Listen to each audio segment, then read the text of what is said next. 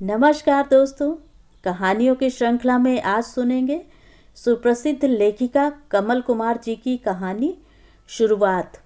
लेकिन उससे पहले मेरा आपसे विनम्र अनुरोध है कि अगर मेरे द्वारा सुनाई हुई कहानियाँ आपको अच्छी लगती हैं तो मेरे चैनल को सब्सक्राइब ज़रूर करें, लाइक करें और अपने दोस्तों और परिचितों में शेयर भी करें। बेल आइकन दबाना बिल्कुल भी ना भूलें। आज सुनिए शुरुआत। अब मैं रिटायर हो गई हूँ। क्या? मैं रिटायर हो गई हूँ? तुम रिटायर हो गई हो? मतलब तुम कहाँ से रिटायर हो गई? तुम कौन सी जॉब करती थी? कौन से दफ्तर जाया करती थी? क्यों? गृह मंत्रालय के होम यूनिट में सीईओ थी। तुम्हें मेरे सीईओ होने पर आपत्ति है? क्योंकि तुम ट्रांसपोर्ट मिनिस्ट्री से अंडर सेक्रेटरी रिटायर हुए हो तो मुझे भी अंडर सेक्रेटरी के पद से रिटायर मान लो। यह भी अच्छा ना लगे तो सेक्शन ऑफिसर ही सही। 35 साल काम किया, अब रिटायर हो गई हूँ। उसका दिमाग घूम रहा था। उसे समझ में नहीं आ रहा था यह औरत क्या कह रही है। यह तो कहीं गई ही नहीं, घर में ही रही। CEO, under secretary, section officer, यह क्या कह रही है? क्या हो गया है इसे? उसने उसे जबरदस्ती सी करते हुए बांह पकड़कर बैठाया। क्या कह रही हो तुम? मेरी कुछ समझ में नहीं आ रहा। उसने अपना हाथ छुड़ाया था। बेकार में हाथापाई मत करो, जो कहना है कहो। वह हतप्रभ था। क्या हो गया है तुम्हें? कल कह रही थी मेरा ऑफ डे है, खाना नहीं बनाऊंगी। क्यों? मेरा ऑफ डे नहीं हो सकता क्या? जब तुम दफ्तर जाते थे तो सप्ताह में तुम्हें 2 ऑफ डे मिलते थे, शनिवार और इतवार। तुम दफ्तर जाती हो क्या? नौकरी करती हो क्या? हाँ, करती हूँ। होम केयर इंडस्ट्री में हूँ। हाँ, सबसे मुश्किल उद्योग। इसमें काम के घंटे निश्चित नहीं होते, कोई ओवर टाइम नहीं मिलता, कोई ऑफ डे नहीं होता, कोई छुट्टी नहीं, न कैजुअल, न मेडिकल, न प्रिविलेज। पूरे 7 दिन सप्ताह के, 30 दिन महीने के और 365 दिन वर्ष में काम करना होता है। प्रतिदिन सुबह से शाम तक, शाम से रात तक काम करना होता है। कोई प्रमोशन, कोई इंक्रीमेंट नहीं। फिर अवैतनिक। हाँ, बोर्डिंग और लॉजिंग फ्री है। तुम कैसी बातें कर रही हो? क्या हो गया है तुम्हें? अंडर सेक्रेटरी रिटायर हुए हो, तुम्हारे काम के निश्चित घंटे थे, तुम्हें ये सारी छुट्टियां मिलती थी ना। अब रिटायर हुए हो तो ग्रेच्युटी प्रोविडेंट फंड मिला, हर महीने पेंशन मिलती है। अब तुम दफ्तर नहीं जाते। मैं अब 60 की हो गई हूँ, इसलिए रिटायर हो रही हूँ। तुम्हें इतना अविश्वसनीय क्यों लग रहा है? जब तुमने नौकरी ही नहीं की, दफ्तर ही नहीं गई तो यह सब क्या है? कहा ना तुम्हें, होम केयर इंडस्ट्री में थी। घर की देखभाल, साफ सफाई, धुलाई, दिन भर खुली कैंटीन, बच्चे पैदा किए, उन्हें पाला पोसा, पढ़ाया लिखाया, बड़ा किया, उनकी देखभाल, तुम्हारे माँ बाप, भाई बहन, रिश्तेदार, घर बाहर के लोग, सबकी देखभाल की, रिश्तेदारी को निभाया, उनके हर सुख दुख में उनके साथ खड़ी रही, दुनियादारी निभाई। सबसे ऊपर तुम्हारी ज़रूरतों का, इच्छाओं का, तुम्हारी खुशी का ध्यान रखा। दुख तकलीफ में, बुरे दिनों में सब कष्ट झेले। यह सब कुछ किया। यही होम केयर इंडस्ट्री है ना। अब मैं रिटायर हो गई हूँ। मुझे एक्सटेंशन नहीं चाहिए। मेरी जितनी छुट्टी है उसे इनकैश करना चाहूँगी। महीने की पेंशन भी निर्धारित करो। इस महीने से देना शुरू करो। साथ ही घर का कोई प्रबंध कर लो। मेरे से अब घर का प्रबंधन भी नहीं होगा। घर का प्रबंधन मतलब? घर की जिम्मेदारी, मैनेजमेंट यानी प्रबंधन। तुम्हारा मतलब घर का काम? यही समझ लो। इतनी संकुचित परिभाषा करना चाहो तो कर लो। मतलब तुम खाना बनाना, घर गृहस्थी की देखभाल की जिम्मेदारी से मना कर रही हो। जो जैसा समझ लो। देखो, मैं 60 की हो गई हूँ। मेरा अर्थराइटिस तंग करने लगा है। शरीर की शक्ति छीज रही है। आंखों में कैटरेक्ट उतर रहा है। अब ऐसा तो होगा ही, उम्र जो हो गई है। वह आंख फाड़कर उसकी तरफ देख रहा था। अच्छा, यह बताओ, तुम जब से रिटायर हुए हो क्या करते हो? आराम से 8 बजे उठते हो, चाय पीते हो, अखबार पढ़ते हो, फिर नहा धोकर नाश्ता खाते हो, फिर घर के किसी काम से बैंक वगैरह जाते हो या फिर कॉफ़ी हाउस चले जाते हो। दोपहर में लौट कर आते हो, खाना खाते हो, टीवी देखते हो और आराम करते हो। शाम को चाय पीकर सैर करने या दोस्तों के साथ तुम्हारा जमघट। ठीक है, जीवन भर तुमने काम किया, अब फुर्सत है तो अपनी मर्जी से और आराम से ही जीना चाहिए। अब तुम्हारा पुराना रूटीन तो नहीं रहा, ठीक ही तो है। बस इसी तरह मेरे से अब दिन भर गृहस्थी की किचकिच नहीं होगी। दिन भर घर गृहस्थी के सैकड़ों कामों में उलझा नहीं जा सकता। अब आप कोई दूसरी व्यवस्था कर लीजिए। मैं क्या करूं? जो भी करो, मुझे क्या पता। तो अब क्या मैं गृहस्थी चलाऊंगा?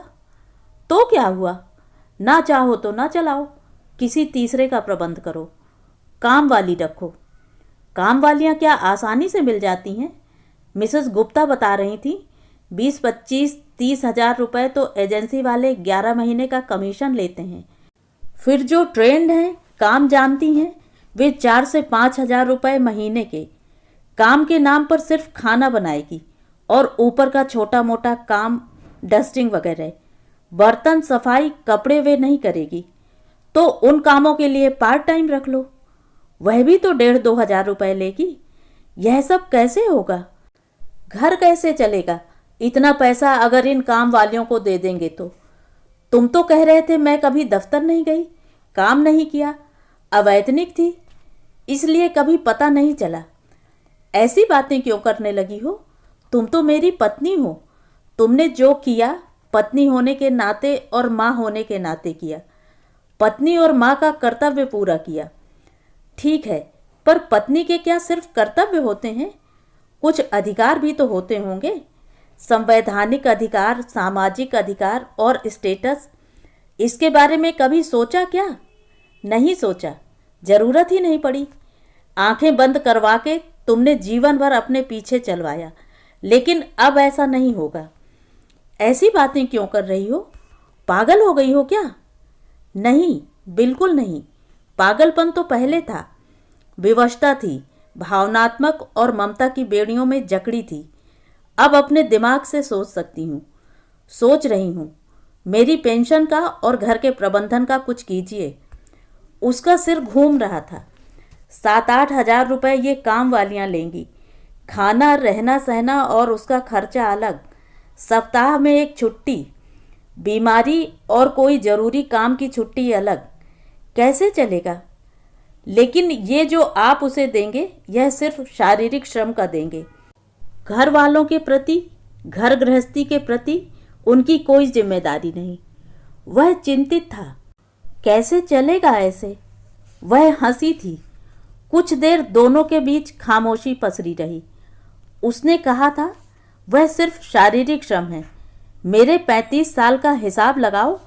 भावनाएं, ममत्व और कर्तव्य के भाव तो नप तुल नहीं सकते। उसके लिए तो तुमने मुझे मान सम्मान ही देना था। दिया क्या? वह हड़बड़ाया था। मान सम्मान मतलब? घर गृहस्थी के किसी भी फैसले में मेरी राय पूछी क्या? तुमने डीडीए का फ्लैट खरीदा, किसके नाम है यह? तुम्हारे नाम। मैं नौकरी करती थी, तुमने मेरी नौकरी छुड़ा दी। घर में तुम्हारा सहयोग चाहती थी, तुमने दिया क्या? तुमने मेरे बेटे को मुझसे अलग कर दिया। वह अपनी पसंद की लड़की से शादी करना चाहता था। तुमने जात बिरादरी का हवाला देकर उस लड़की का और बेटे का अपमान किया। जब उन्होंने कोर्ट में शादी की तो उस समय मैं जाना चाहती थी। बुलाया तो तुम्हें भी था, पर तुमने मुझे मार धमकाकर कमरे में बंद कर दिया था। मैं उन्हें शादी का आशीर्वाद तक नहीं दे सकी थी। वे दोनों विदेश चले गए। वे यहाँ रहते तो घर घर बना रहता, पर तुमने ऐसा नहीं होने दिया। मेरी बेटी की शादी तुमने मेरी और उसकी मर्जी के खिलाफ की।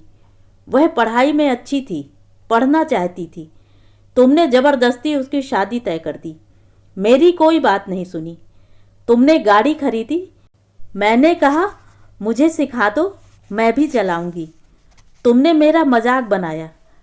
तुमने मुझे छोटा बड़ा कभी कोई फैसला नहीं लेने दिया। मेरा इस घर में क्या स्टेटस है बता सकते हो, लेकिन अब ऐसा नहीं होगा। मैंने बेटी का दाखिला इग्नू के कम्युनिकेशन कोर्स में करवा दिया है। मैं उसकी मदद करूंगी। उसके बच्चों को देखना पड़ा तो देखूंगी। कोर्स के बाद अगर वह नौकरी करना चाहेगी तो उसकी मदद करूंगी। बेटे से मेरी टेलीफोन पर बातचीत होती रहती है। उसने मेरी मजबूरी को समझ लिया है। अब वह 10 साल के बाद फिर से यहाँ आ रहा है। मैंने कहा उसे, निर्भय होकर आओ, अपनी माँ के पास आओ, तुम दोनों का घर में स्वागत है। अब तो वे 3 हैं। तुम्हें अच्छा न लगे तो कहीं चले जाना, अपने किसी रिश्तेदार के यहाँ हो आना। मेरी बहू और बेटा आएंगे, मेरे पास इसी घर में आएंगे। अब तक मैं तुम्हारे पीछे चलती रही आंखें बंद करके, अब नहीं चलूंगी, आंखें बंद भी नहीं करूंगी।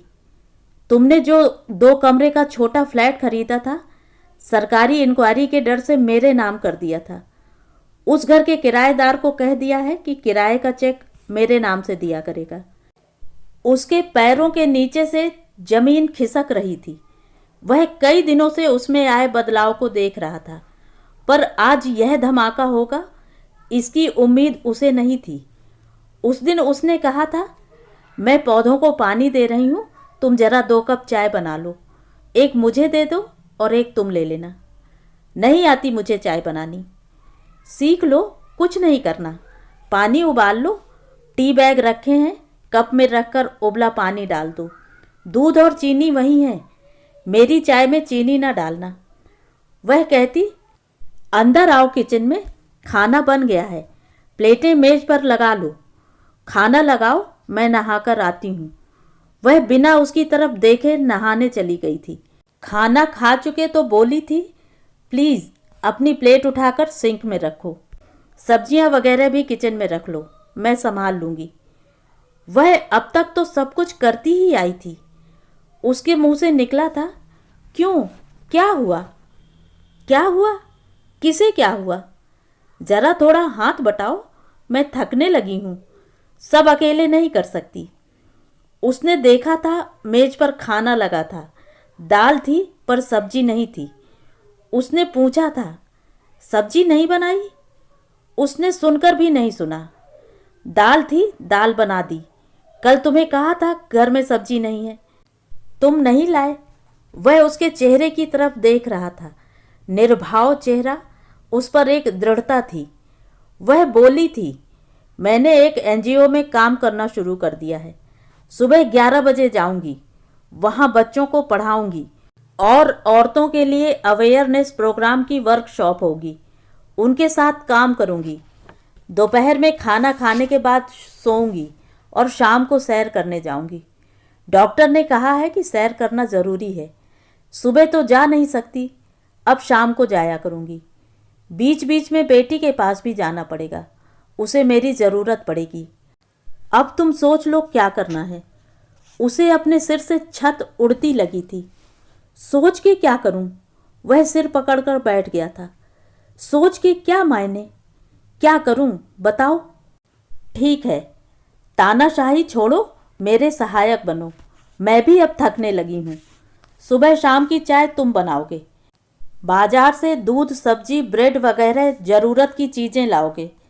सब्जी धोकर तुम काटोगे, मेज पर प्लेटें लगाओगे, सलाद की प्लेट बनाओगे।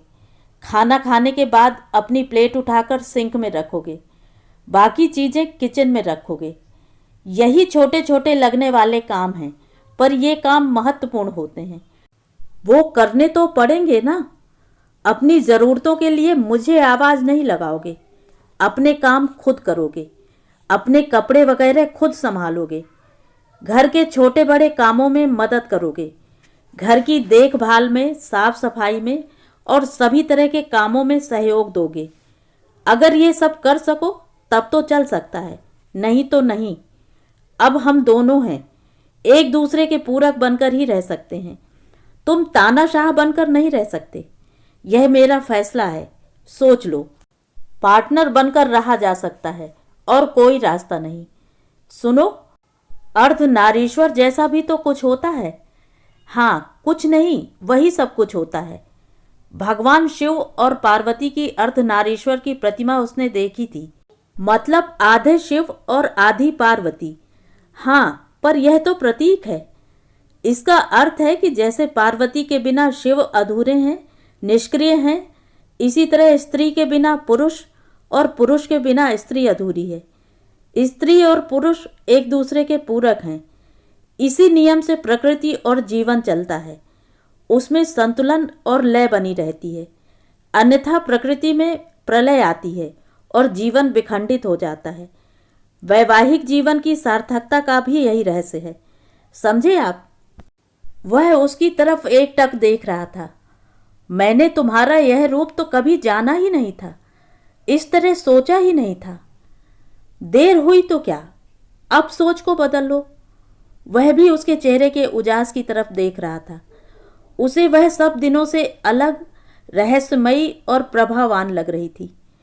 उसने उसे हिलाया था। चलो उठो, फिलॉसफी बहुत हो गई, शाम हो गई, जाओ 2 कप चाय बनाओ, आज से एक नई शुरुआत करो। वह मुस्कराया था और उठा था।